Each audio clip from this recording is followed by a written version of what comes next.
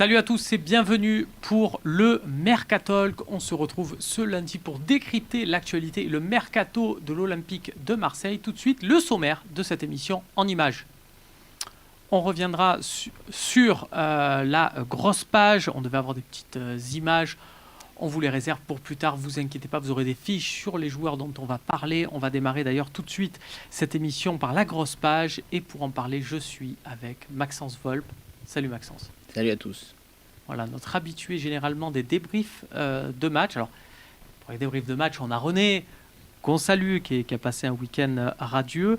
Mais on a quand même Maxence le lundi sur le plateau pour analyser un peu plus les actions. En face de toi, on a quelqu'un qui a fait son retour. On l'avait annoncé avec plaisir dans un Mercatalk qu'on était encore en confinement. Là, il revient carrément sur le plateau. C'est normal, il y travaille. Stéphane Bringuier. Salut Stéphane. Salut à tous, mais vraiment ravi de revenir sur ce plateau et de reparler un petit peu de notre OM. Très élégant, tiens. Merci, c'est gentil. J'aime bien ton polo. C'est l'esprit club. Voilà, exactement. Esprit félin, voilà, c'est ce qu'on aime. On te voudra d'ailleurs mordant avec tes griffes, comme tu sais, il y a des risques. l'être. Et on va démarrer avec un dossier où je sais, par essence, puisque je vous l'annonçais, c'est la grosse page, vous pouvez réagir, envoyer vos réactions. Vous avez l'habitude, Facebook, Twitter, le forum du Phocéen avec le hashtag LiveTalk. Je veux t'entendre Stéphane, parce que je sais que tu es souvent un homme qu'on appelle à contre-courant. Tu aimes bien défoncer des joueurs que tout le monde encense. Mais des fois, ça porte ses fruits. C'est pas juste une posture, parce que des fois, il y a des joueurs, tu n'es pas dupe de certaines postures, notamment. Et le cas d'Alvaro González fait l'unanimité à Marseille. Donc, on rappelle, Alvaro a prolongé son contrat. On l'avait annoncé ici, l'imminence de sa prolongation, qu'il fallait attendre le 30 juin et la fin de son contrat à Villarreal. Donc, il est jusqu'en fin 2023. L'Olympique de Marseille, on le voit sur sa fiche de sa saison, 67% du temps joué, deuxième aux notes, donc c'est une sacrée révélation pour pas grand-chose vu le marché actuel. Et pourtant, mon Stéphane Bringuier que j'adore, il va se payer un peu, il va se payer de l'espagnol. Voilà. Tout. Non, mais rien pour le joueur. Le joueur la saison dernière a bénéficié d'une situation particulière, celle qui consistait à prendre un poste où personne n'était titulaire. C'est-à-dire qu'on avait un manque de ce côté-là, puisqu'on voulait, il faut se rappeler qu'on voulait faire monter Camara en poste de sentinelle. On est allé chercher Alvaro González, qui a parfaitement rempli sa mission. Parfaitement rempli sa mission dans une année 1. C'est-à-dire que c'est un joueur qui a été ultra motivé et ultra réceptif à l'accueil que Marseille a pu lui donner. Aujourd'hui, en saison 2, tout porte à croire qu'on va l'installer dans cette posture de titulaire. Et selon moi, mais encore une fois, là je suis à contre-courant et j'ai bien conscience que je ne vais pas me faire beaucoup d'amis.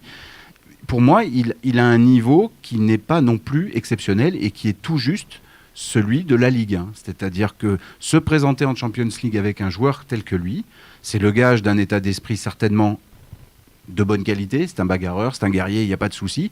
Maintenant, face à des vrais attaquants qui ne jouent pas en Ligue 1, qui sont les attaquants de la Champions League, c'est un mec qui peut jouer 10 minutes avec un carton rouge. Et j'ai peur qu'à trop faire confiance à cette charnière centrale, qui ne sera peut-être pas celle du début de saison d'ailleurs, parce que Tchaleta Tsar a quand même quelques chances de s'en aller. Enfin, en tous les cas, c'est ce que souhaite la direction pour une grosse offre.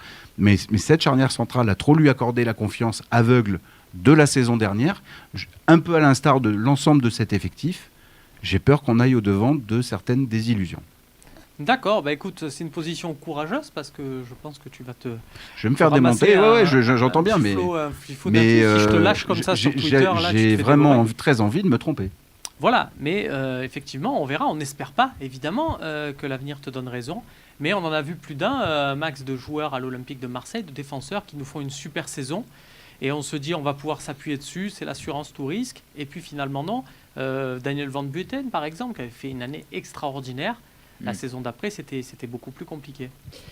Ouais, mais en même temps, si on peut donner un peu de crédit quand même à Alvaro, c'est quand même sur ce point que je pense que le garçon, il sait qu'il est au sommet de ce qu'il pouvait avoir, quoi. Et du coup, en étant dans cette logique-là, tu te remotives facilement, surtout avec Villas-Boas qui restait, avec cet effectif qui doit... Quand tout va bien, c'est vrai, tu as raison. Donc, non, mais je pars du principe, tu vois, que c'est vrai que selon le joueur qui arrive, voire il pourra avoir d'autres ambitions, il peut éventuellement se démotiver. Lui, il sait que là où il est arrivé, il pourra pas aller plus haut, mais qu'il faut qu'il reste au sommet, parce que sinon, effectivement, comme tu le dis si bien, il va vite retomber. Donc, je pense qu'au niveau motivation, il sera présent. Et puis, c'est dans son état d'esprit. Je te rappelle quand même, l'année dernière, à la mi-saison, on n'avait pas perdu un match quand il était titulaire.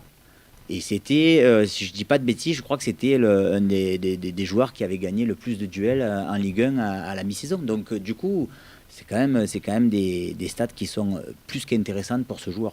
Par rapport à ce que disait Stéphane, on prolonge un peu ce débat, même si ce n'est pas forcément mercato, parce que là on est sur la saison du joueur. Contre-argument, Stéphane, il n'est pas venu pour faire monter Camara au milieu. Cette idée-là, Villas-Boas l'adopte en novembre. Et Alvaro, au contraire, gagne sa place dès la deuxième journée. C'est-à-dire que l'OM démarre avec une charnière Camara-Caleta-Tsar. Dès la deuxième journée, c'est Camara, Alvaro. Et Caleta-Car est sur le banc. C'est-à-dire qu'Alvaro gagne rapidement sa place. Et c'est peut-être ça qui permet à Villas-Boas de penser à l'option Camara-Sentinelle. Mais par rapport à ce que tu dis, sache que j'ai discuté. Je ne sais pas si vous l'avez suivi. Si vous ne l'avez pas suivi, c'est pas grave. Mais pendant le confinement, j'avais fait un petit entretien avec Adil Rami et qui justement on le chambrait un peu en lui disant écoute, l'OM t'as bien remplacé là avec Alvaro. Il me disait exactement ce que tu disais, c'est-à-dire dans une année 1, quand tout roule, le défenseur tu le vois bien. Quand on est dans une année compliquée, il lui disait, comme c'était mon cas l'année dernière, avec un milieu ouvert aux 80 et une défense livrée à elle-même, le défenseur tu le vois un peu plus dépassé, un peu plus compliqué, donc à voir. Et surtout sans concurrence. Voilà, c'est vrai que lui il est bien placé pour parler quand même. Voilà, bon. Après, sur ce que tu disais, le fait qu'Alvaro soit titulaire pour moi, ou avec Bouba Camara, ou avec Caleta-Car, ça suit quand même une certaine logique, où, comme tu le disais si bien tout à l'heure, à un moment donné, il faut mettre un peu aussi d'expérience. C'était compliqué aussi en ce début d'année dernière, donc d'aligner les deux jeunes en défense centrale. Bon, après, ça aurait pu très bien fonctionner. Pourtant, messieurs, je vous arrête, il y a un an, j'étais sur ce plateau, j'enchaînais les Mercatolk, et j'avais des invités, mais vraiment tous. On a cette charnière Camara, Caleta-Tsar, on lui donne du crédit. Et on a vu que ce Alvaro, ça a été plus qu'une doublure. Tu sortiras les bandes. Moi, je t'avais mis Alvaro. Très bien, mais je vais aller les chercher. Je me rappelle, et je te donne crédit là-dessus, Maxence, parce que c'est bien, quand quelqu'un se trompe sur un plateau, on ressort la vidéo des années. Je me rappelle qu'à la deuxième journée, tu avais dit, mais l'OM peut tout à fait finir sur le podium. Il y avait un point en 2 journées. Et là, je m'étais fait insulter. Ah, là, tu t'étais fait J'avais pris cher. Ah, il y en avait qui s'étaient dit, on peut se faire notre quart d'heure de gloire sur lui, on va pas hésiter, on va lui marcher dessus. Et au final, je crois que l'OM est sur le podium, deuxième avec 6 points d'avance. Donc voilà, petite dédicace à nos amis promptes toujours à critiquer. Voilà, il y a aussi beaucoup d'expertise sur ce plateau. Mickaël Cuisance maintenant, messieurs, un jeune très talentueux, on en a déjà beaucoup parlé. Là, on va l'aborder sous un angle un peu différent. Vous avez sans doute vu son but extraordinaire là avec le Bayern. Est-ce qu'un jeune comme ça, on peut l'attirer? Si on l'attire, il faut lui payer tout son salaire, un salaire Bayern Munich. Est-ce que pour vous, c'est une opération réalisable ou là, ça y est, c'est trop tard? Malheureusement, cette fin de saison où le Bayern lui donne du temps de jeu, c'est mort. Tu parles en transfert ou en prêt? En prêt. Ah, d'accord. Rien qu'en prêt, ça peut être compliqué parce que voilà, il s'est un peu trop montré, on va dire. Ouais, après j'ai envie de. Ouais, après, c'est vrai qu'il commence à avoir du temps de jeu au Bayern. Donc, le joueur a du temps de jeu au Bayern. C'est compliqué de t'imaginer qu'il va pouvoir jouer à l'Olympique de Marseille. Mais en même temps, on ne sait pas ce qui va se passer dans les semaines et les mois à venir. Peut-être que le Bayern, c'est quand même une grosse équipe. Ils vont peut-être recruter encore. Et donc, du coup, se dire.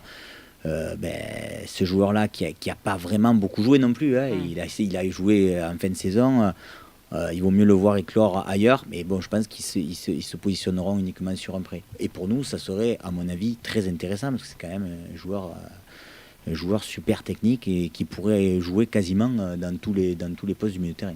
Stéphane, c'était sur le plateau juste à côté, on recevait Anthony Zubizarreta il y a quelques mois, qui nous expliquait qu'il avait tenté Achraf Hakimi, jeune joueur du Real Madrid qui a été prêté pendant 2 saisons à Dortmund, là qui a été transféré pour une addition un peu salée à l'Inter Milan. Il avait tenté à l'Olympique de Marseille et puis le joueur s'était mis un peu trop à flamber, du coup il avait pu avoir l'option Dortmund.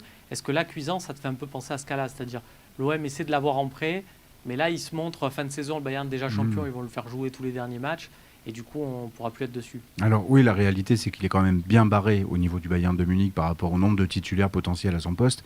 Donc il y a de fortes chances qu'il soit prêté et qu'il ne reste pas au Bayern. Après, le problème, c'est qu'encore une fois, on est à la bourre sur le dossier. C'est que c'est un dossier où l'OM aurait dû être présent bien en amont, avant même qu'il aille au Bayern, parce qu'il était quand même prometteur à ce moment-là. Enfin, l'an dernier, il est transféré pour 12 millions d'euros. Oui, c'est pas donné. Mais le problème, c'est qu'on ne peut plus s'aligner. À part à la maternelle, je vois pas où on peut s'aligner. Le problème, c'est qu'on ne s'aligne plus jamais sur ce genre de joueur. C'est-à-dire qu'on n'est plus à la base. Mais c'est tout le problème de la détection. Et on n'a toujours pas de directeur sportif à cette heure. Donc Villas-Boas fait office 2, mais on n'a toujours pas de directeur sportif. Donc oui, effectivement, Cuisance, c'est un oui massif pour moi, parce que déjà, il est talentueux, il est jeune, il y a la Champions League. C'est vrai qu'on va pas non plus nier que ça peut permettre au Bayern de dire il va aller se faire au moins la main dans un championnat rugueux et en Champions League en plus. Donc, on peut avoir la chance, mais je pense qu'il y aura d'autres clubs qui vont se positionner dessus et d'autres avec des moyens supérieurs. On rappelle d'ailleurs que le Bayern Munich entend peut-être se séparer. Alors, c'est dans les tuyaux concernant Corentin Tolisso, qui évolue plus ou moins lui aussi dans l'entrejeu. Il y a Thiago Alcantara aussi, dont on parle beaucoup en Première Ligue. Voilà, peut-être que le départ de un, voire des deux joueurs, je pense que si les deux partent, Bayern recrutera un gros nom. Mais s'il n'y en a qu'un qui part, ça peut lui faire gagner une place dans la hiérarchie au Bayern, et il va peut-être se dire... Tu disais qu'il allait encore jouer, mais combien il reste de matchs championnat? Il doit en rester encore 3 ou 4 en Bundesliga. Ça y est, c'est fini. Bon, Bundesliga, c'est fini. Ah, c'est fini. Voilà, donc effectivement, je vous ai dit une ânerie, je m'en excuse. On passe du coup au dossier suivant, c'est Enzo Lefebvre. Voilà, je me suis un peu manqué sur la Bundesliga. Je vais me rattraper sur la Ligue 2. Personne ne le connaissait, ce joueur, un jeune milieu de terrain, grosso modo Pélissier, qui était l'entraîneur d'Amiens, qui a pris Lorient la saison dernière, l'a fait démarrer à la surprise générale, parce que les milieux n'étaient pas encore prêts, notamment Laurent Abergel, un ancien joueur formé à l'Olympique de Marseille. Et ce minot, il a éclaté dans l'entrejeu, dans un poste vraiment de relayeur. C'était limite du 4-4-2 en ligne, du côté de Lorient. Pas de qualité physique hors norme, mais voilà, un sens de la passe, une grosse VMA. Et là, c'est un des noms qui a fuité sur les dossiers en Ligue 2 qui intéressent le staff de l'Olympique de Marseille. Est-ce que là-dessus, on se dit, Max, on fait l'effort d'aller chercher, de mettre 2-3 millions maintenant, mais au risque, vu la situation du mercato de l'OM, si on met 2-3 millions sur lui, on ne pourra pas les mettre sur un latéral gauche, sur autre chose. C'est l'éternel problème. C'est vrai que tu avais raison de souligner que Pélissier, d'abord, l'a mis à côté de Fabien Lemoine à Lorient, et après, il l'a fait jouer meneur de jeu. Moi, c'est un joueur qui m'a agréablement surpris, mais en même temps, je le trouve quand même encore assez frêle. Et j'ai un peu peur que le niveau Ligue 1, il se prenne quelques tampons et que ça soit compliqué pour lui. De toute façon, dans notre équipe, il ne serait évidemment pas titulaire, donc, à mon sens. Donc ça veut dire que ça serait un joueur sur lequel on va miser pour l'avenir. Aujourd'hui, est-ce qu'on a les reins assez solides pour se permettre de mettre 2-3... Parce que dans ça me semble compliqué. Tout le monde veut des pépites. Mais voilà. Après, on a besoin d'un banc aussi. Enfin, je veux dire, c'est vrai qu'aujourd'hui, ce vers quoi on se dirige, c'est justement d'alimenter ce banc avec ce genre de joueurs-là qui peuvent éventuellement éclore. Je pense que c'est la stratégie clairement déterminée. Après, j'ai l'impression qu'on parlait de Maxime Lopez. C'est-à-dire qu'en fait, si tu vends Maxime Lopez, prends un joueur comme ça. Parce que c'est à peu près le même profil. Quand on parle d'un joueur frêle qui se prend des tampons en Ligue 1 et qui... ça me fait penser, à ça. Mais je veux dire... Il y a un poil plus grand quand même. C'est un peu le même type de joueur finalement. Bon, voilà, donc c'est accumuler les mêmes profils au même poste, quoi. En fait, c'est ça qui me chagrine un peu. Mais oui, effectivement, il va falloir tenter des paris comme ça, parce que de toute façon, il n'y a pas d'argent. On ne va pas reprendre la fameuse phrase, mais donc il va falloir aller chercher des Gay, des Lefebvre, pour espérer justement qu'ils donnent cette petite plus-value à l'effectif, parce qu'on a besoin d'un banc, mais on a aussi besoin de gens qui vont pousser les titulaires à se dépasser un peu, ce qui n'est pas le cas aujourd'hui. Après, tu as raison de parler de Maxime Lopez sur ce genre de joueur, mais moi je pense qu'à un moment donné, il y a quand même des cycles. Je ne dis pas que c'est fini sûr et certain, parce que comme tu le dis, on peut se tromper. L'année prochaine, Maxime Lopez pourrait rester à l'OM et faire une saison extraordinaire. Mais j'ai quand même l'impression que quand il y a des joueurs qu'à un moment donné, ils arrivent dans une impasse et qu'il faut aller voir ailleurs, alors que quelqu'un comme ça qui est neuf, voilà. Mais c'est peut-être aussi un joueur qui a besoin de jouer. Donc, est-ce que est-ce que dans la logique de ce joueur, voire de ses agents, Ils vont pas se dire aussi, mais si tu vas à l'OM, tu vas peut-être te barrer, alors qu'il vaut peut-être mieux que tu fasses une saison de plus à Lorient ou ailleurs en Ligue 1 où tu vas jouer et que tu seras peut-être plus exposé, parce que là, si c'est pour qu'il ait des bouts de match... Alors messieurs, je vais finir par quelque chose qui vous semble totalement fou. Ne me jetez pas des petits objets que vous avez dans les environs. Si c'est pour aller chercher un jeune à 2-3 millions à Lorient, ces 2-3 millions, on le rappelle, hein, Max, qu'on n'a pas forcément au vu des ventes, et, en tout cas qu'on a à l'heure actuelle pas dans les caisses. Est-ce qu'on ne prolongerait pas, ça semble fou, je sais, est-ce qu'on ne prolongerait pas un Florian Chabrol, par exemple, qui peut s'inscrire un peu dans ce profil-là? On le prolonge et on se dit, on va essayer de lui donner sa chance, on va essayer de l'amener à ce niveau-là. On n'a pas ce banc, on va essayer de se dire, c'est assumé, on va essayer de former ce joueur-là pour que ça devienne, pourquoi pas, une solution de recours intéressante en Ligue 1. Il sera peut-être jamais international de sa vie, hein, en tout cas pas français, mais on peut lui donner sa chance. Est-ce que c'est risqué, évidemment, mais est-ce qu'on peut se permettre ce genre de risque plus que de risquer 2 à 3 millions d'euros sur Enzo Lefebvre?